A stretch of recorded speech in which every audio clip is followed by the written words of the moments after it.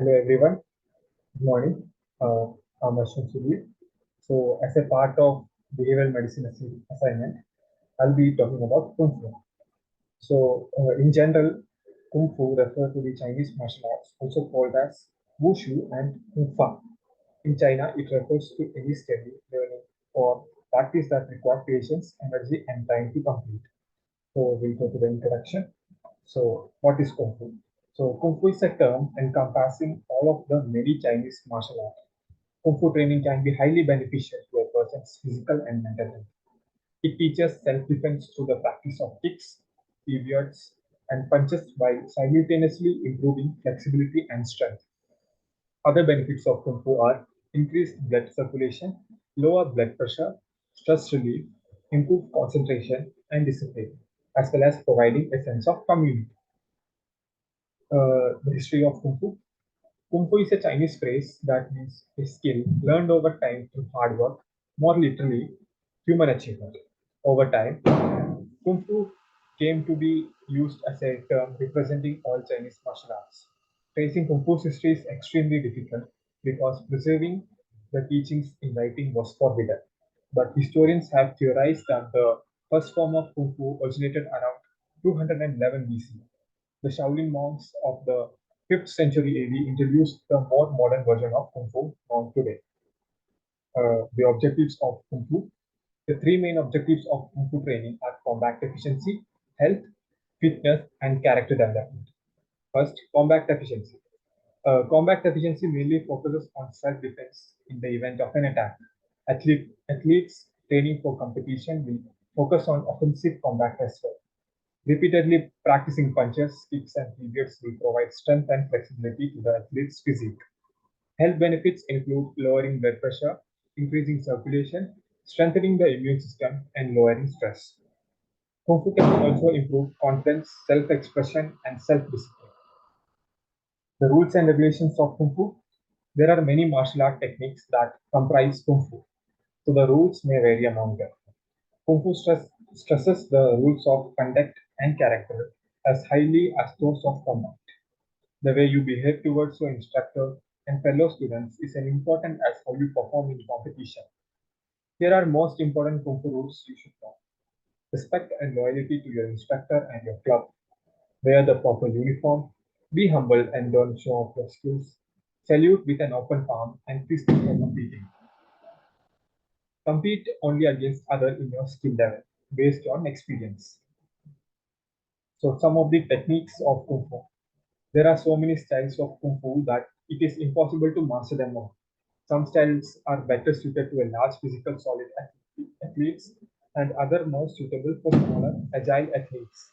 However, all Kung Fu styles require expertise in four major techniques. Some styles are known for complex movements while others stress using the legs as a primary weapon. Here are the most important Kung Fu techniques you should know: kicking, hitting, wrestling, grabbing, throwing, weapon training. The contraindication for Kung Fu. There are obviously health problems, uh, heart failure. People with failure can't perform or do or practice Kung Fu. Excessively high or low pressures, visible backwardness in development, both physical and mental. There are chronic diseases that interfere with sports, and there are mental abnormalities. The strength of Kung Fu. Kung Fu have been trained and tested over a long period of time. This means that they have developed safe and effective ways for you train to get the result you want. Another strength of Kung Fu is that they often teach how to deal with weapons, as these were a very real and common threat when these martial arts were developed. Often when unarmed techniques are developed in such a way as to help keep you safe from an armed attacker. This develops good habit which will serve you well if you ever have to defend yourself against a real weapon.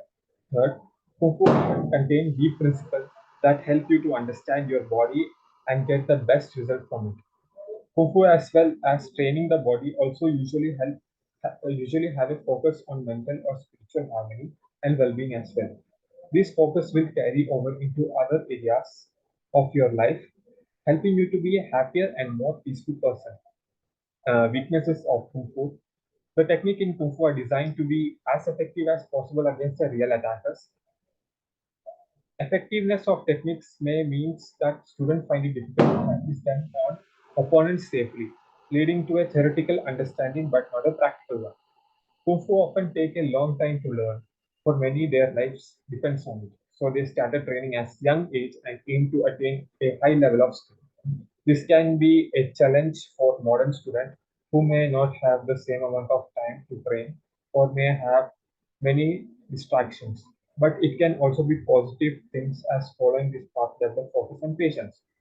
Third, related to the previous point, some technique in traditional martial arts are technically complex and sometimes students become lost in that complexity. Last, our world has changed and so have our combat needs. People don't often get attacked with swords anymore. Students may spend a lot of time on things that are no longer useful. The research, Health Benefits of Kung Fu, a systematic review by Tracy, Michael, Chinmoy, Chow, and Maria. The Chinese martial arts Kung Fu have existed for centuries and are generally accepted as being beneficial for health without much empirical data.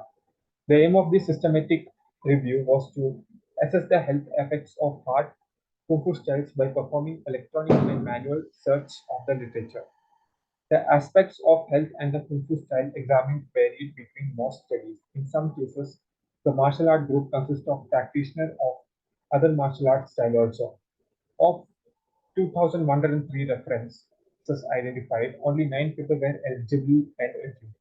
All were observational studies, observing a range of health aspects possibly related to Kung Fu training or performance.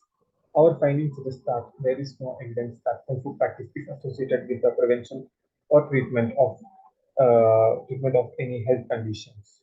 However, as a moderate to high intensity form of aerobic exercise, it may confer benefit similar to those contributed to other aerobic training modalities. However, these hypotheses remain to be tested in clinical trials.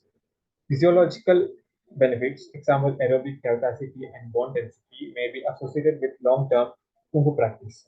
Further research in this area should adopt experimental designs, clearly identifying eligibility criteria, testing and training protocols, and include health-related outcomes and documentation of adverse events to advance knowledge in this field. So this was the overview of Kung Fu. Thank you.